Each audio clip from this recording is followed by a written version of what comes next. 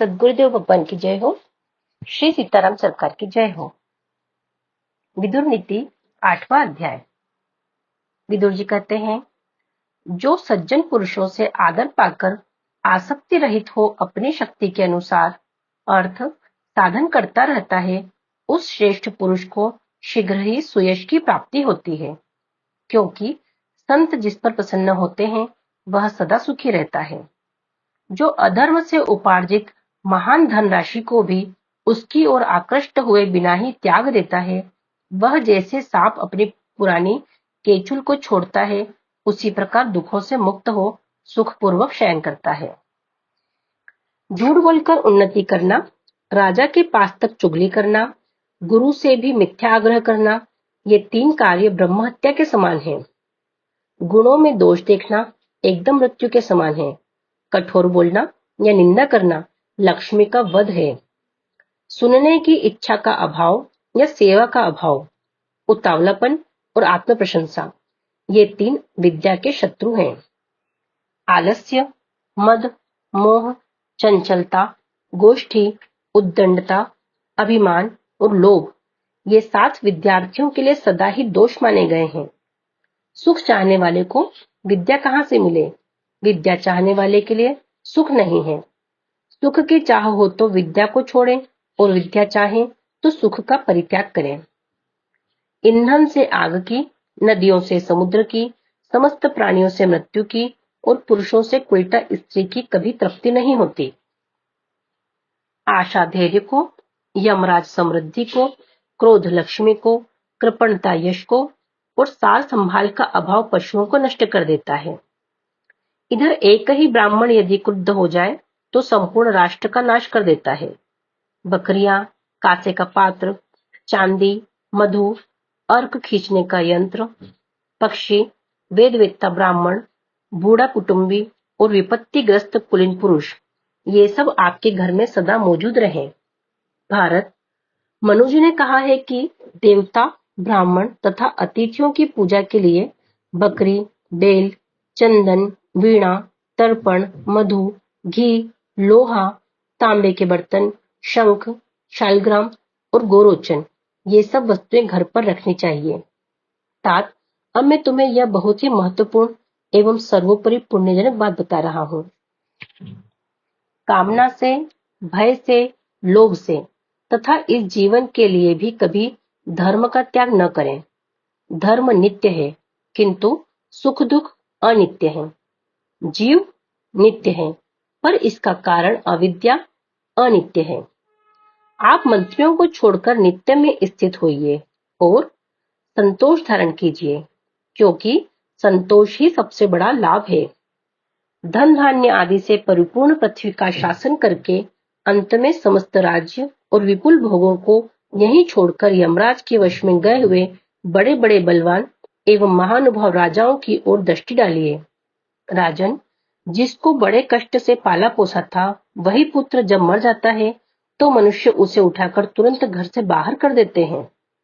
पहले तो उसके लिए बाल छितराए करुणा स्वरूप में विलाप करते हैं, फिर साधारण काठ की भांति उसे जलती चिता में झोंक देते हैं। मरे हुए मनुष्य का धन दूसरे लोग भोगते हैं। उसके शरीर की धातुओं को पक्षी खाते हैं या आग जलाती है। यह मनुष्य पुण्य पाप से बंधा हुआ इन्हीं दोनों के साथ परलोक में गमन करता है। तात, बिना फल फूल के वृक्ष को जैसे पक्षी छोड़ देते हैं, उसी प्रकार उस प्रेत को उसके जाति वाले सूर्योदय और पुत्र चिता में छोड़कर लौट आते हैं। अग्नि में डाले हुए उस पुरुष के पीछे तो केवल उसका अपना किया हुआ बुरा या भला कर्म ही जाता है। इसलिए पुरुष को चाहिए कि वह धीरे धीरे यत्न पूर्वक धर्म का ही संग्रह करे। इस लोक और परलोक से ऊपर और नीचे तक सर्वत्र अज्ञान रूप महान अंधकार फैला हुआ है। वह इंद्रियों को महान मोह में डालने वाला है। राजन, आप इसको जान लीजिए, जिससे यह आपका स्पर्श न कर सके। मेरी इस बात को सुनकर यदि आप ठीक ठीक समझ सकेंगे तो इस मनुष्य लोक में आपको महान यश प्राप्त होगा और इहलोक तथा परलोक में आपके लिए भय नहीं रहेगा। भारत, यह जीवात्मा एक नदी है, इसमें पुण्य ही तीर्थ है। सत्य स्वरूप परमात्मा से इसका उद्गम हुआ है। धैर्य ही इसके किनारे हैं। इसमें दया की लहरें उठती हैं। पुण्य कर्म करने वाला मनुष्य इसमें स्नान करके पवित्र होता है, क्योंकि लोभ रहित आत्मा सदा पवित्र ही है। काम क्रोध आदि रूप ग्राह से भरी हुई 5 इंद्रियों के जल से पूर्ण इस संसार नदी के जन्म मरण रूप दुर्गम प्रवाह को धैर्य की नौका बनाकर पार कीजिए। जो बुद्धि, धर्म, विद्या और अवस्था में बड़े अपने बंधु को आदर सत्कार से प्रसन्न करके उससे कर्तव्य अकर्तव्य के विषय में प्रश्न करता है, वह कभी मोह में नहीं पड़ता। शिश्न और उदर की धैर्य से रक्षा करें, अर्थात कामवेग और भूख की ज्वाला को धैर्य पूर्वक सहें। इसी प्रकार हाथ पैर की नेत्रों से, नेत्र और कानों की मन से तथा मन और वाणी की सत्कर्मों से रक्षा करें। जो प्रतिदिन जल से स्नान, संध्या, तर्पण आदि करता है, नित्य यज्ञोपवीत धारण किए रहता है, नित्य स्वाध्याय करता है, पतितों का अन्न त्याग देता है, सत्य बोलता और गुरु की सेवा करता है, वह ब्राह्मण कभी ब्रह्मलोक से भ्रष्ट नहीं होता।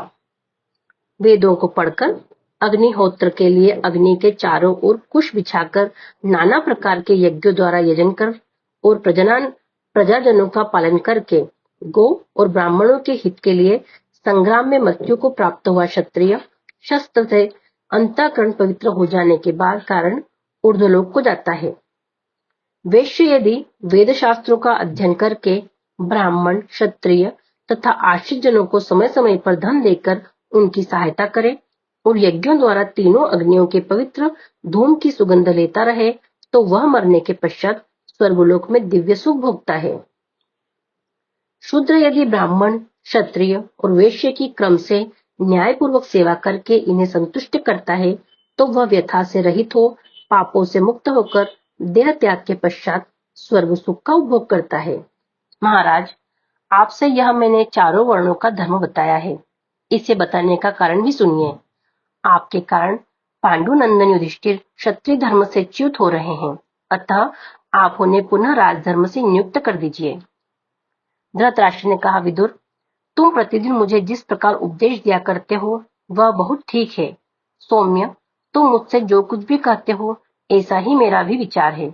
यद्यपि मैं पांडवों के प्रति सदा ऐसी ही बुद्धि रखता हूँ, तथापि दुर्योधन से मिलने पर फिर बुद्धि पलट जाती है। प्रारब्ध का उल्लंघन करने की शक्ति किसी भी प्राणी में नहीं है। मैं तो प्रारब्ध को ही अचल मानता हूँ, उसके सामने पुरुषार्थ तो व्यर्थ है। विदुर नीति 8वां अध्याय समाप्त। हरि शरणम हरि शरणम हरि शरणम। हरिओम तत्सत हरिओम तत्सत हरिओम तत्सत।